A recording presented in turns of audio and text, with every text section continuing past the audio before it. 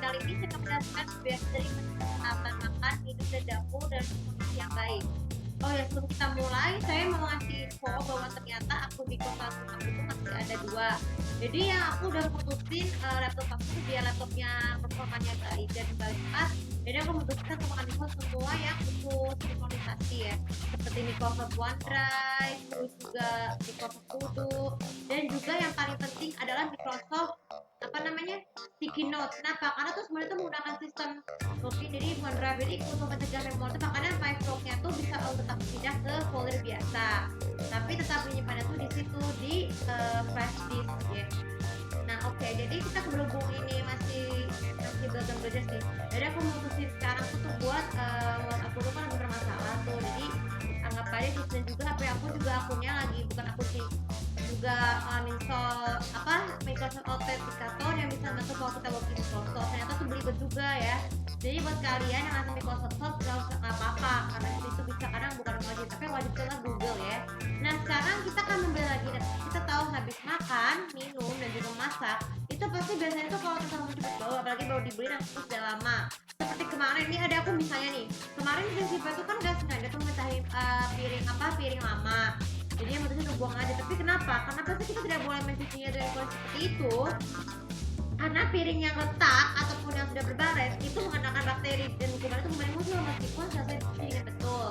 Begitu juga peralatan makan yang udah patah seperti sendok, sumpit, garpu, terus juga pisau dan yang potongan dan lain sebagainya. Pokoknya dengan apalagi dengan sendok roti ya, kalau sudah patah itu juga percuma dicuci dengan langsung dibuang.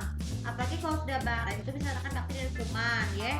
Karena kenapa? Karena kalau kita makan kondisi piring yang seperti tadi aku katakan, bisa menimbulkan rasa sakit seperti sakit perut, pusing, disentri, ataupun penyakit mual dan kembung yang ini jika gelasnya itu bisa ada retaknya, terus ada peotnya.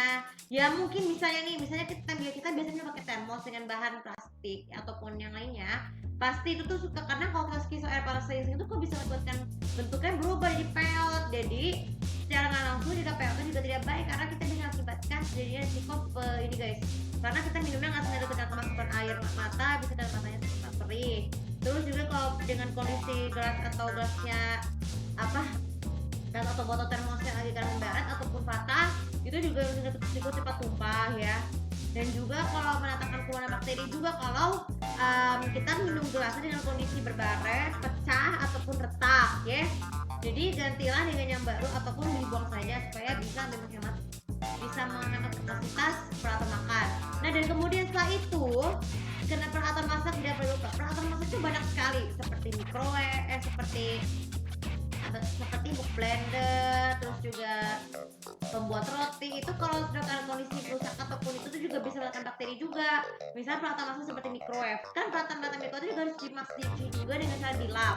Namun kalau jika terjadinya peretakan atau panasnya tidak kurang panas juga tidak baik karena bisa menyebabkan seperti jika memakannya dengan terlalu dingin. Begitu juga dengan blender kalau jika kalian retak, pembuatan jusnya tidak akan berjalan lancar, bisa muncul nanti bisa mencolok keluar kalau lagi gunakan. Makanya gunakan yang baru untuk selalu mencuci dalam kondisi yang baik. Tidak hanya microwave atau pemindai, juga mixer.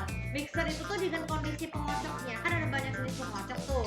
Itu biasanya suka ada baret-baret, tapi kalau kita mencucinya itu juga tidak boleh, karena bisa membuat adonan itu menjadi lebih tidak teratur ketika membuat kue, membuat ketupat ataupun membuat adonan puding. Itu juga bisa makan bakteri jika memakannya ya. Dan sekali itu juga ada penggorengan, oven, terus oven itu juga harus dibersihin juga dengan menggunakan lap supaya tidak mudah jadi baret ataupun yang juga mengakibatkan risiko gelombang listrik itu bisa mengganggu masakan jadi kotor.